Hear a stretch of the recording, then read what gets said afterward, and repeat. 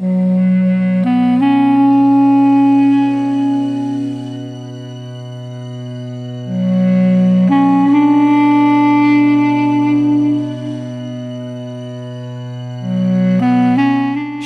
virus corona atau COVID-19 sebagai pandemi global memang telah mengubah banyak hal, termasuk suasana syahdu di Masjid Raya Baitur Rahman, Banda Aceh.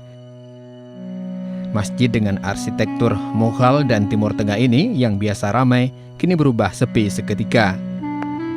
Ribuan pengunjung yang saban hari menginjakkan kaki di masjid ini, kini memilih tidak sholat di masjid tersebut. Wisatawan juga sudah sebulan terakhir tidak lagi berkunjung ke Banda Aceh. Tapi merdunya suara azan dan lantunan ayat Al-Quran masih terdengar dari toa masjid.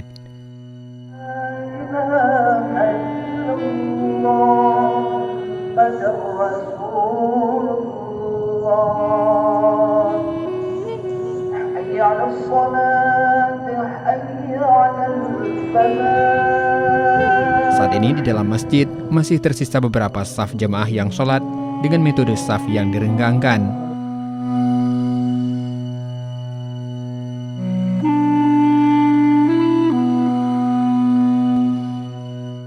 Semoga virus ini segera berakhir dan jemaah yang bersujud kembali ramai.